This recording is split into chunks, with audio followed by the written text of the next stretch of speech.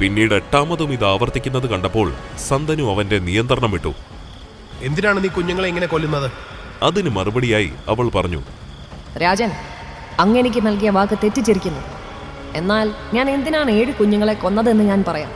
അങ്ങ് ഇതുവരെയും ചോദിച്ചിട്ടില്ലെങ്കിലും ഞാൻ പറയുകയാണ്. എൻ്റെ പേര് ഗംഗ. ഞാൻ അങ്ങേക്ക് നൽകിയ 7 പുത്രന്മാരും മുൻ ജന്മത്തിൽ ചെയ്ത പാപങ്ങളാൽ ഭൂമിയിൽ മനുഷ്യർക്കിടയിൽ നരകിക്കുവാൻ വിധിച്ചിരുന്നവരാണ്.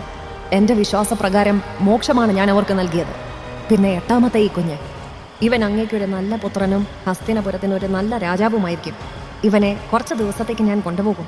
അതിനുശേഷം ഞാൻ തിരിച്ചേൽപ്പിച്ചുകൊള്ളാം. ഇത്രയും പറഞ്ഞ് ഗംഗ ആ നദിക്കരയിലൂടെ നടന്നകന്നു. നിരാശനായ സന്തനു കൊട്ടാരത്തിലേക്ക് തിരിച്ചുപോയി. ഗംഗയുടെ അസാന്നിധ്യം സന്തനുവിനെ പൂർണ്ണമായും ബാധിച്ചു. കൂടുതൽ സമയവും ആ നദിക്കരയിൽ തന്നെ ഇരിക്കുവാൻ അയാൾ തുടങ്ങി. പക്ഷേ ഒരിക്കൽ പോലും ഗംഗയെ കാണുവാൻ അയാൾക്ക് കഴിഞ്ഞില്ല. ഗംഗാ നദിക്കരയിലൂടെ സഞ്ചരിക്കുമ്പോഴാണ് സന്തനു ആ കാഴ്ച കാണുന്നത്. കാണുവാൻ അതീവ സുന്ദരനും ശക്തനുമായ ഒരു യുവാവ് അമ്പുകൾ ഉപയോഗിച്ച് നദിയിൽ ജലപ്രവാഹം തടസ്സപ്പെടുത്തി അണക്കെട്ട് നിർമ്മിക്കുന്നു. അയാൾക്കത് വിശ്വസിക്കുവാനായില്ല. സാധാരണ ഒരു കൂട്ടം ആളുകൾ ചെയ്യുന്ന ജോലിയാണ് ഈ യുവാവ് ഒറ്റയ്ക്ക് ചെയ്യുന്നത്. ആ യുവാവിനെ പരിചയപ്പെടാമെന്ന് കരുതി അയാൾ യുവാവിന്റെ അടുത്തേക്കെത്തി.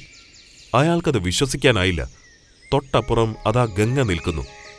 രാജൻ, ഇതാണ് അങ്ങയുടെ പുത്രൻ ദേവവ്രതൻ. ക്ഷത്രിയ വംശത്തിൽ ഇവനെ വെല്ലാൻ ആരും തന്നെ ഉണ്ടാവില്ല.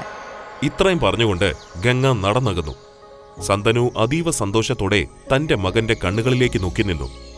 ഹസ്തിനപുരത്തിന്റെ യുവരാജാവ്, അഭിമാനത്തോടെ സന്തനു പറഞ്ഞു. വൈകാതെ തന്നെ ദേവവ്രതൻ യുവരാജാവായി സ്ഥാനമേറ്റു. എന്നാൽ വിധിയുടെ ചക്രങ്ങൾ സന്തനു വിചാരിച്ചതുപോലെ ആയിരുന്നില്ല കറങ്ങിയത്. കുറച്ചു വർഷങ്ങൾക്ക് ശേഷം സന്തനു സത്യാവതി എന്ന യുവതിയുമായി കണ്ടുമുട്ടാനിടയായി. സത്യാവതിയുടെ സൗന്ദര്യവും സാമർഥ്യവും അയാൾക്ക് വളരെയധികം ഇഷ്ടപ്പെട്ടു. സത്യാവതിയുമായി സന്തനു പ്രണയത്തിലായി. കുറച്ചു നാളുകൾക്കുള്ളിൽ തന്നെ ആ പ്രണയം അതിതീവ്രമായി മാറി. അവളെ വിവാഹം കഴിക്കാമെന്ന തീരുമാനത്തിൽ അയാളെത്തി. ഒരു ദരിദ്ര കുടുംബത്തിലായിരുന്നു സത്യാവതി ജനിച്ചത്. വീട്ടുകാർ സമ്മതിക്കാതെ താൻ വിവാഹം ചെയ്യില്ല എന്ന് അവൾ സന്തനുവിനോട് പറഞ്ഞിരുന്നു. അങ്ങനെ സന്തനു സത്യാവതിയുടെ വീട്ടിൽ ചെന്ന് അച്ഛനോട് കാര്യം പറഞ്ഞു.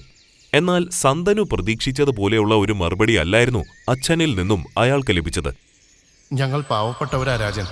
നിങ്ങൾ രാജാക്കന്മാർക്കൊരു കളിപ്പാവയായിരിക്കും ഞങ്ങൾ. പക്ഷേ എൻ്റെ മകളെ ഒരു കളിപ്പാവയാക്കുവാൻ എനിക്ക് താല്പര്യമില്ല. എൻ്റെ മകളിൽ നിങ്ങൾക്കുണ്ടാകുന്ന കുട്ടിയായിരിക്കും അടുത്ത ഹസ്തിനപുരത്തിൻ്റെ രാജാവെന്ന് നിങ്ങൾ എനിക്ക് വാക്ക് തന്നാൽ വിവാഹത്തിന് ഞാൻ സമ്മതിക്കാം.